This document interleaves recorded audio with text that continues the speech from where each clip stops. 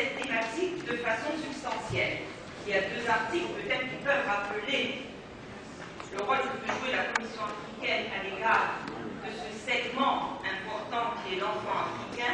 Nous avons l'article 17, l'article 18, notamment sur le rôle de la famille, et également le droit à l'éducation qui interpelle directement l'enfant. Il y a également d'autres droits dans la Charte africaine des droits de l'homme et des peuples qui interpellent directement ou indirectement l'enfant.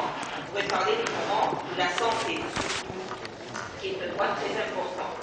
Mais à ce titre, la Commission africaine n'a pas pour mandat de prendre en charge la thématique de l'enfant. Ce pourquoi il existe, et vous savez très bien, une charte africaine des droits et du bien-être de l'enfant, et ce qui accompagne l'application de cette charte africaine sur les droits et le bien-être de l'enfant, c'est l'existence d'un comité d'experts sur les droits et le bien-être de l'enfant africain. Pour rebondir sur la thématique retenue, nous allons donc aborder une approche peut-être dialectique en nous posant la question de savoir quelles sont les relations qui animent les deux institutions africaines, à savoir la Commission africaine des droits de l'homme et des peuples et le comité d'experts sur les droits et le bien-être de l'enfant. Est-ce que autour de cette thématique, les deux institutions interviennent de manière concurrentielle ou de manière complémentaire? Il se trouve qu'un certain nombre d'interrogations ont été prises en compte par un document qui sera analysé d'ici quelques temps, un document qui a été confectionné par une coalition d'organisations de la société civile autour de la thématique de l'enfant. Alors ce document aborde une approche, je dirais, quelque peu substantielle, mais également peut-être conceptuelle. J'ai eu le temps de le parcourir directement en français, j'ai lu également un petit peu en anglais. C'est un document qui pose un certain nombre de questionnements autour de l'accompagnement de la Commission africaine sur les droits de l'enfant.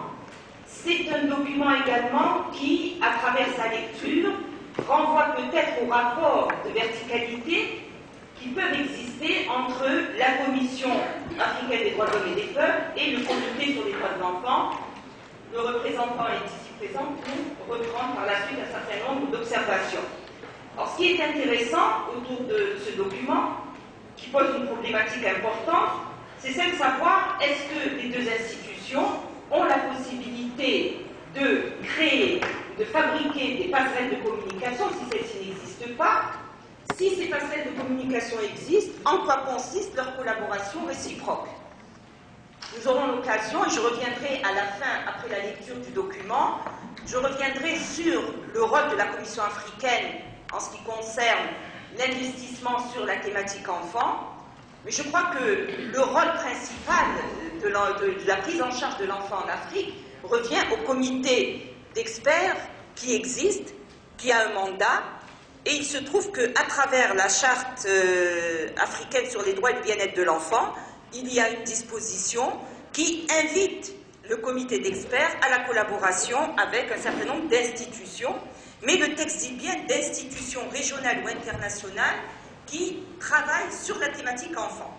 Ce qui n'empêche pas qu'entre la Commission africaine des droits de l'homme et ce comité, il y a déjà des relations qui sont suffisamment importantes. Ceci pour dire également que cette thématique sur les droits de l'enfant interpelle la Commission africaine. Même s'il n'y a pas un rapporteur spécial sur l'enfant ou un groupe de travail sur l'enfant, normalement, aujourd'hui à ma place, il aurait dû y avoir Madame la commissaire Maïga, Soyata Maïga, qui est en charge notamment des droits de la femme.